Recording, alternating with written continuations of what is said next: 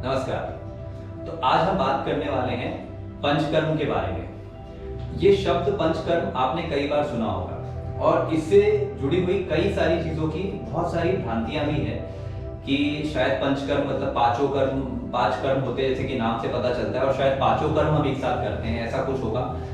या कई जगह मैंने सुना है कि उसका अर्थ सिर्फ डिटॉक्स लिया जाता है, पर उसका जो मतलब एप्लीकेशन है वो बहुत बड़ा है, बहुत बृहद स्तर पे उसका उपयोग होता है आयुर्वेद में। और वो कई प्रकार की बीमारियां, और बीमारी न भी हो तो आपको स्वस्थ रखने के लिए, आपको मतलब एक क्या बोलते हैं जैसे रिजुविनेशन के लिए वो पंचकर्म का उपयोग होता है। तो हम पंचकर्म के बारे में डिटेल में बात करेंगे। तो पंचकर्म 5 प्रकार, जैसे उसका नाम है, तो उसमें 5 प्रकार के क्रियाएं आती हैं। एक होती है वमन, एक विरेचन, एक होती है नस्य, रक्तमोक्षण और उसके अलावा बस्ती। तो मैं इन पांचों के बारे में आपको एक ब्रीफली बताता हूँ कि जैसे वमन होता है, तो वमन क्या होता है? वमन वो होता है जिसमें हम हमारे शरीर के जो भी टॉक्सिन्स रहते हैं उनको वमन मतलब उल्टी के द्वारा, मतलब मुंह से उसको बाहर निकाला जाता है। इस प्रक्रिया को संक्षिप्त में वमन कहते हैं। विरेचन वैसे ही डिसेंट्री के द्वारा, मतलब दस्त के द्वारा आपके शरीर से ये सारे विषैले पदार्थों का निवारण करना, इसे हम विरेचन कहते हैं।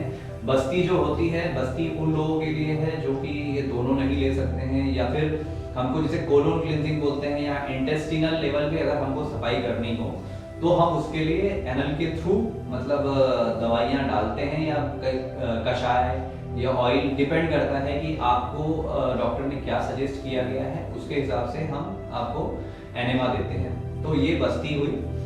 आपका एक प्रकार होता है रक्तमोक्षण। तो रक्तमोक्षण क्या होता है? रक्तमोक्षण में हम लोग क्या करते हैं कि मतलब शरीर में जहाँ पे कहीं विषैला रक्त कहीं जम गया है, या कहीं हमें बहुत ज्यादा सूजन आ गई है, तो वहां पे हम लोग लीच थेरेपी के थ्रू, मतलब एक लीच जैसा आपको पता होगा, एक प्राणी होता है जो कि खून चूसता है, तो उसका उपयोग करके हम विषैले रक्त को बाहर निकालते हैं, जिससे दर्द का निवारण होता है। और भी उसकी कई जगह उपयोग किए जाते हैं। तो रक्तमोक्षण भी एक प्रकार का पंचकर्म है। और आखिरी पंचकर्म होता है नस्य।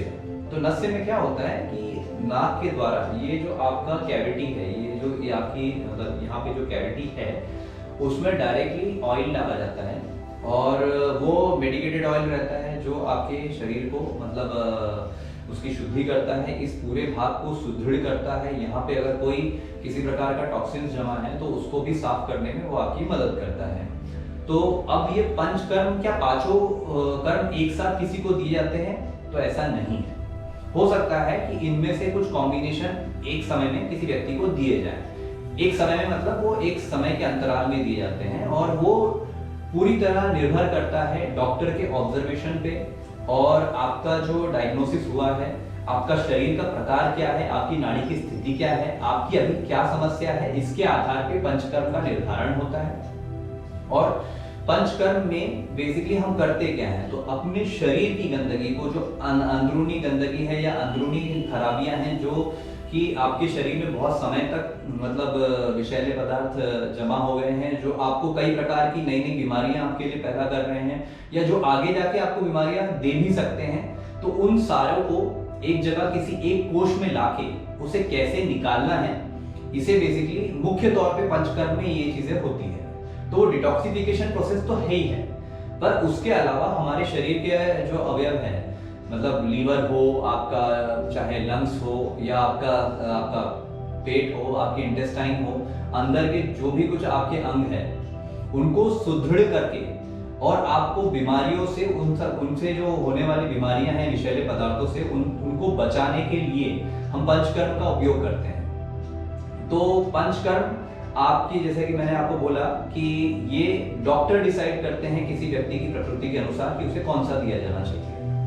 तो पंचकर्म के अब लाभ क्या हैं, इस पे भी हम बात कर ले। जैसे मैंने आपको बताया कि बीमारियों के मतलब स्थिति में तो आपको बीमारियों से छुटकारा पाने में तो मदद करते ही करते हैं, पर एक स्वस्थ व्यक्ति के लिए पंचकर्म, ऐसा कहा गया है आयुर्वेद में कि एक मतलब उम्र तक अगर आप मतलब एडल्टहुड में अगर उसे प्रत्येक 2 साल या 1 साल में अगर आप नियमित अंतराल पे साल में एक बार अगर आप कराते हैं, तो इससे आपकी आयु बढ़ती है।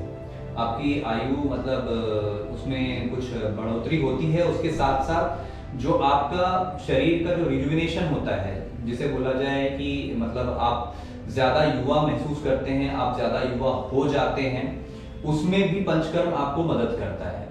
और पंचकर्म के और भी कई ज़्यादा उपयोग मतलब और भी हैं। इनफर्टिलिटी के केस में भी हमने देखा है कि पंचकर्म बहुत चमत्कारिक रूप से काम करता है।